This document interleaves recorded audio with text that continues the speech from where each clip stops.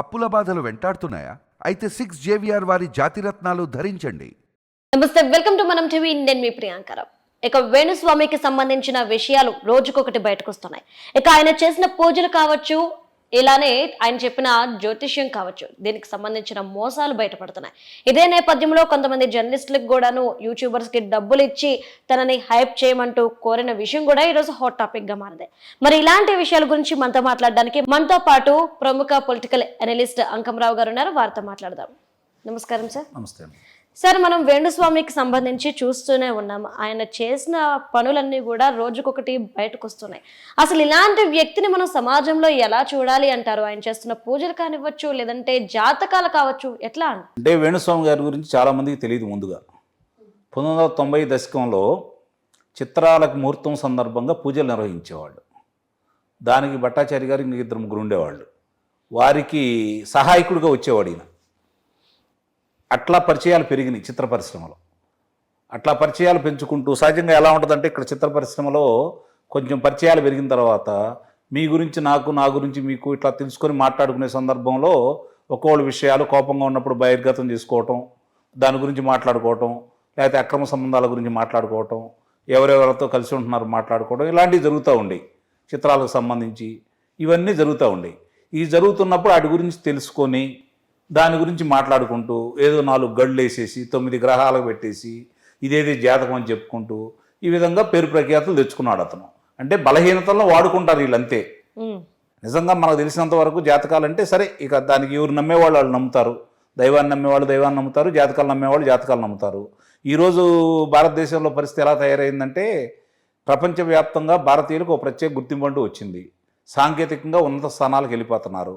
దేశ విదేశాల్లో ఉన్నత ఉద్యోగాలు చేస్తున్నారు, ఆర్థికంగా స్థిరపడుతున్నారు, వ్యాపార రంగాల్లో కూడా పేరు ప్రఖ్యాతులు తెచ్చుకుంటున్నారు. అయినా సరే జాతకాల మీద ఎక్కువ మంది ఆధారపడుతున్నారు. ఇది మాత్రం చాలా విచిత్రంగానే ఉంది. అలాగే ఏదైనా శుభకార్యాలు చేసుకోవాలన్నా కూడా, పెళ్ళిళ్ళు చేసుకోవాలన్నా కూడా ముందు జాతకాలు పంపిండి అంటున్నారు.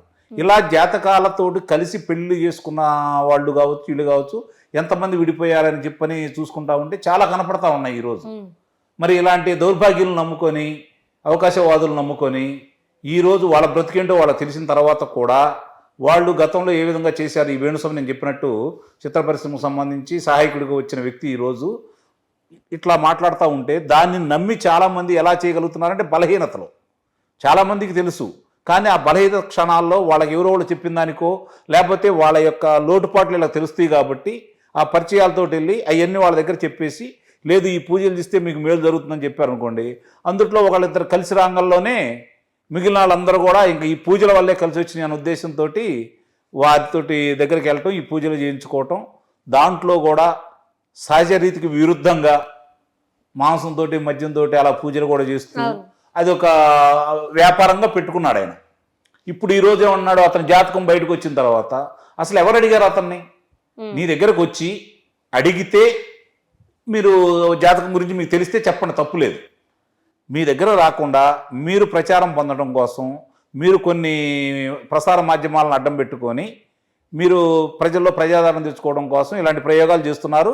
వాళ్ళు కూడా మీరు ఇచ్చే డబ్బులకు ఆశపడి దాన్ని ప్రచారం చేస్తున్నారు. ఒక స్థాయికి వచ్చారు మీరు. ఆ స్థాయికి వచ్చిన తర్వాత ప్రజల మనోభావాలతోటి, ప్రజలకు సంబంధించిన విషయాలతోటి మీకేం సంబంధం? ఎందుకు ఇలా చెప్తున్నారు? మీ దగ్గరకు వచ్చిన వాళ్ళు చేయండి, మీ దగ్గరకు వచ్చిన వాళ్ళ దగ్గర నుంచి మీరు సంపాదించుకోండి, తప్పులేదు. ఎందుకు చేయాలి? అట్లాగే మీరు ఎవరితో పెట్టుకుంటున్నారు ఇప్పుడు?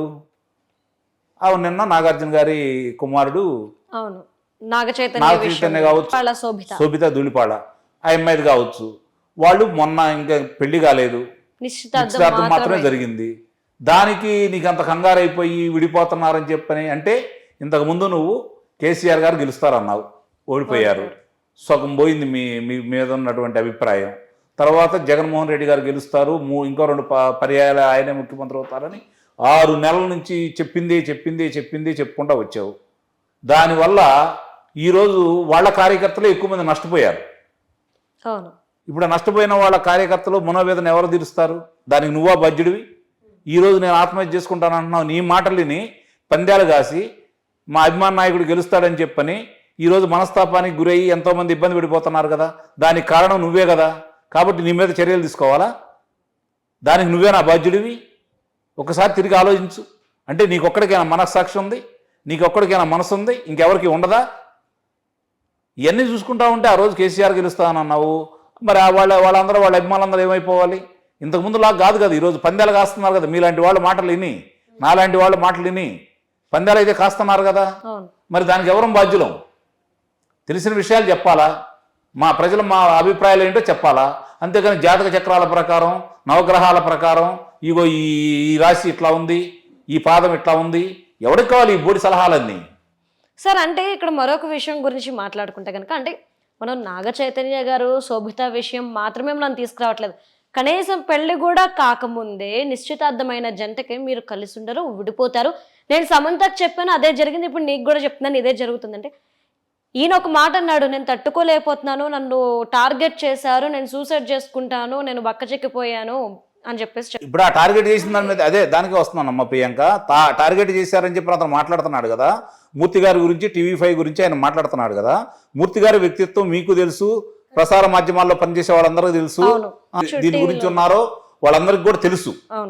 తెలిసిన తర్వాత ఈ రోజు పత్రికల వాళ్ళందరికీ తెలుసు కదా. తెలిసిన తర్వాత ఆయన మీదకే వెళ్ళావు నువ్వు. అంటే నీ జాతకం ఇక్కడే బయటపడింది. నీ పత్రాన్ని నువ్వే కొని తెచ్చుకున్నావు. మూర్తి గారు లాంటి వ్యక్తి గురించి నువ్వు అవాకులు చెవాకులు పేలి అంటే, మూర్తి గారు లాంటి వ్యక్తికి ఆయన గురించి మాట్లాడితేనే మళ్ళీ నేను ప్రజాదానికి వస్తానేమో అనే ఉద్దేశంతో ఈ విధంగా ప్రచారం మొదలుపెట్టారు. మూర్తి గారు ఎప్పుడు ఎత్తుకొచ్చారు ఈ అంశాన్ని? ఏ రోజు బయటకు తీసుకొచ్చారు ఈ అంశాన్ని? మరి ఆయన అంతకుముందే నిన్ను ఏదో బ్లాక్మెయిల్ చేసినట్టు, డబ్బులు అడిగినట్టు, అసత్య ప్రచారాలు చేపిస్తూ, అమరానేతను లేకపోయినా కూడా అమరానేతను ఉండట్టు రకరకాలుగా ప్రచారం చేస్తున్నావు కదా. ఈ చేసినప్పుడు దీని గురించి ఎవరు మాట్లాడాలా? వచ్చి నిరూపించుకును. ఆయన చెప్పాడు బహిరంగ, ఆయన నీకు సవాల్ విసిరాడు, కంప్లైంట్ కూడా ఇచ్చారు. బహిరంగ సవాల్ కూడా విసిరాడు. వచ్చి నిరూపించు. ఆ మాత్రం ధైర్యం నీకుందా? నీ చీకటి బ్రతుకులు ఎవరికి తెలియవని ఎంతమందికో తెలుసు కదా. నీ చేతిలో మోసపోయిన వాళ్ళు ఉన్నారు. ఈ రోజు నువ్వు చెప్పిన మాటలని బాధపడ్డ వాళ్ళందరూ బయలుదేరి వచ్చేసి నీ సంగతి తెలిస్తే ఏంటి నీ పరిస్థితి? నువ్వు ఎవరి దగ్గర డబ్బులు తీసుకున్నావు, అంతవరకు అయిపోయింది. నీ కార్యక్రమం అయిపోయింది. అయిపోయినప్పుడు నోరు మూసుకుని కూర్చోవాలి కదా. ఇంకా ప్రజల బలహీనలతోటి ఎంతమందిని ఇట్లా నాశనం చేయాలనుకుంటున్నావు? అందుట్లో మూర్తిగారితో పెట్టుకున్నావు. నీకు సరైన గుణపాఠం చెబుతాడు ఆయన, అందుట్లో సందేహం కూడా లేదు. ఇప్పటి వరకు ఎలాంటి అవినీతి మరక ఏ రోజు కూడా ఆయనకు లేదు, భవిష్యత్తులో కూడా రాదు. ఆ అవసరం ఆయనకు లేదు. చనువుగా ఉండే వాళ్ళనే కనీసం కాఫీ తాగమంటేనే తాగని వ్యక్తి ఆయన. బయట ఎక్కడన్నా చూసారా మిగిలిన వాళ్ళలాగా? మామూలుగా నిజంగా ఆయన ఇన్ని సంవత్సరాల నుంచి చూసుకుంటా ఉంటే ఆయన కంటే చిన్నవాళ్ళు, ఆయన తర్వాత వచ్చిన వాళ్ళు ఈరోజు ఒక ప్రసార మాధ్యమాలు పెట్టి వాళ్ళు ఏదో ఉన్నారు కదా జర్నలిజంలో. కానీ ఈయన ఎప్పుడన్నా దానికి సంబంధించింది చూసారా ఎక్కడన్నా కూడా? ఈ పాత్రికేయ రంగంలో కావచ్చు, ప్రసార మాధ్యమ రంగంలో కావచ్చు, ఎక్కడైనా సరే ఆయన మరి ఆయనకున్నటువంటి పేరు ప్రఖ్యాతులకి, ఆయనకున్నటువంటి పరిచయాలకి ఏ రోజైనా సరే ప్రజా సమస్యల మీద పోరాడే వ్యక్తి ఆయన గురించి నువ్వు పెట్టుకున్నావు. నీకు తగిన గుణపడమే జరిగింది. ఇది వదిలిపెట్టే ప్రశ్న లేదు, వదిలిపెట్టకూడదు. నేను గతంలో కూడా చెప్పడం కూడా జరిగింది. దీన్ని చిత్ర పరిశ్రమకు సంబంధించి వాళ్ళు కూడా ఈరోజు రాంబాబు వాళ్ళందరూ కలిసి కొంతమంది మేము మామూలుగా మహిళా కమిషన్ గారికి కూడా ఇవ్వడం కూడా జరిగింది. కాబట్టి వరుసనే ఇవన్నీ బయటకు వస్తాయి. నిస్సందేహంగా చిత్ర పరిశ్రమ కూడా దీని గురించి కొంచెం దృష్టి పెట్టాలా. ఎందుకంటే అందరినీ ఇలాంటి వాళ్ళని పెట్టుకుంటున్నాడు కాబట్టి. ఇప్పుడు నాగార్జున గారు కావచ్చు, లేకపోతే నాగ చైతన్య గారు కావచ్చు, శోభిత ధూళిపాడ కావచ్చు, మనకెందుకు లేని ఇంట్లో కూర్చోకూడదు. వాళ్ళకి సంబంధించిన కాబట్టి వాళ్ళు కూడా ఇతని మీద ఫిర్యాదు చేయాలి. అప్పుడే చర్యలు తీసుకుంటారు. సార్ అంటే ఇక్కడ మరొక ప్రశ్న, ఇప్పుడు హిందువుల్లో చాలా రకాల పూజలు ఉంటాయి హిందూ సాంప్రదాయాల్లో. కానీ ఈయన చేసే పూజలు ఏవైతే ఉంటాయో మద్యంతోని, చికెన్తోని పూజలు చేయడం, ఆడవాళ్ళని అర్ధనగ్నంగా కూర్చోబెట్టి పూజలు చేయడం, ఇలాంటి పూజలు నిజంగా హిందూ సాంప్రదాయంలో, హిందూ సంస్కృతిలో ఉన్నాయా? మరొకటి ఏంటి అంటే కనుక మనం మొన్న ఒక డిబేట్లో చూసాము, ఒక అమ్మాయి అంటే ఆయన బాధితురాలు చెప్పిన మాట ఈరోజు మనం మాట్లాడుతున్నాం. యోనికి నమస్కరించడం ఏంటి, అసలు ఇలాంటి పూజలు కూడా ఉంటాయా?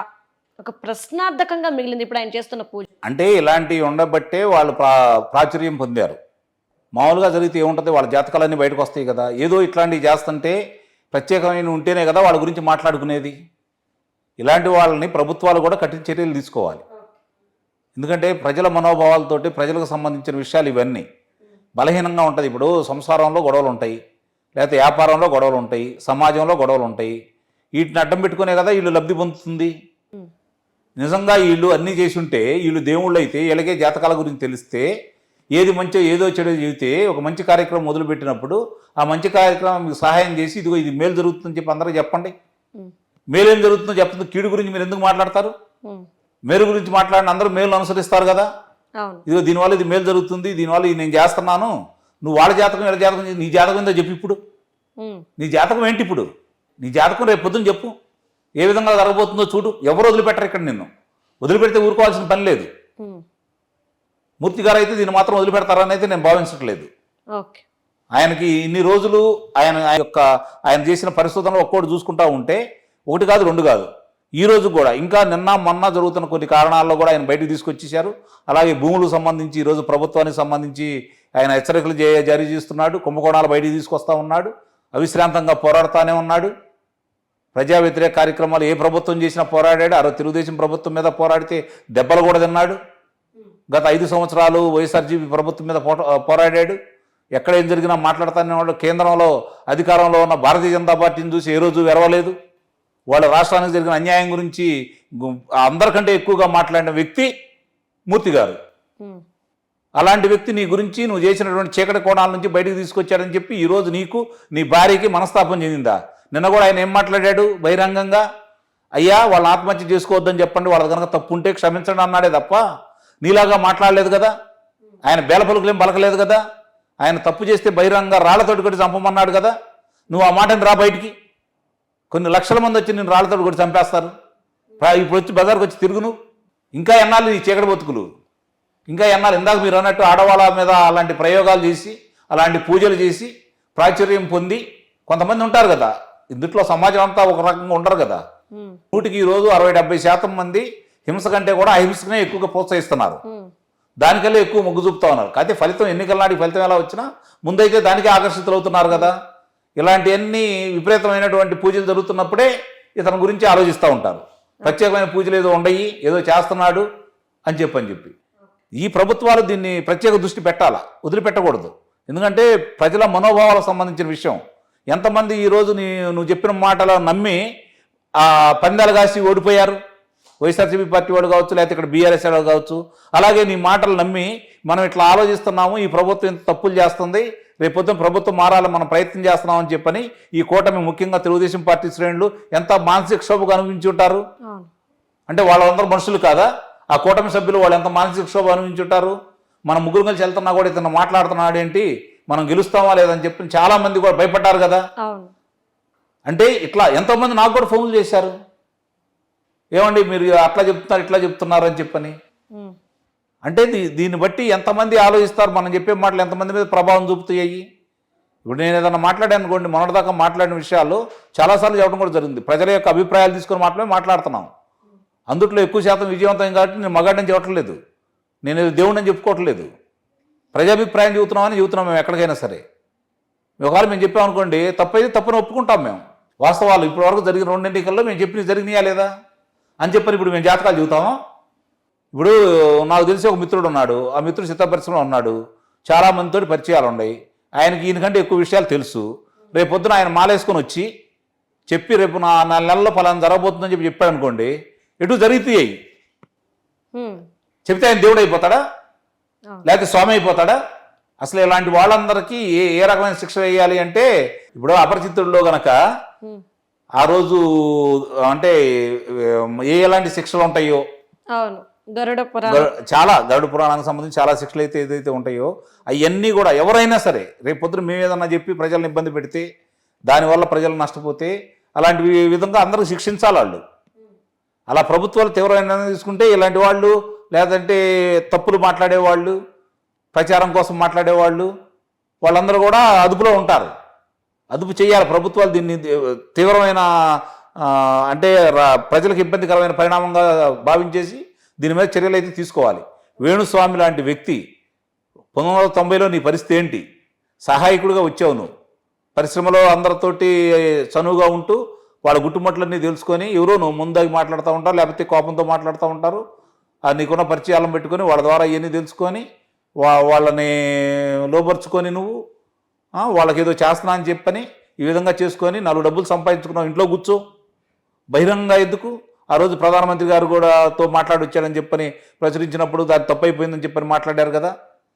అట్లా ఇవన్నీ ఏదో చెప్పుకున్నారు కాబట్టి వాటి మీద చర్యలు తీసుకోవాలి. ఇప్పుడు చర్యలు తీసుకుంటే ఇలాంటి వాళ్ళు మాట్లాడుకొని ఉంటారు. Okay right, thank you so much sir. Thank you.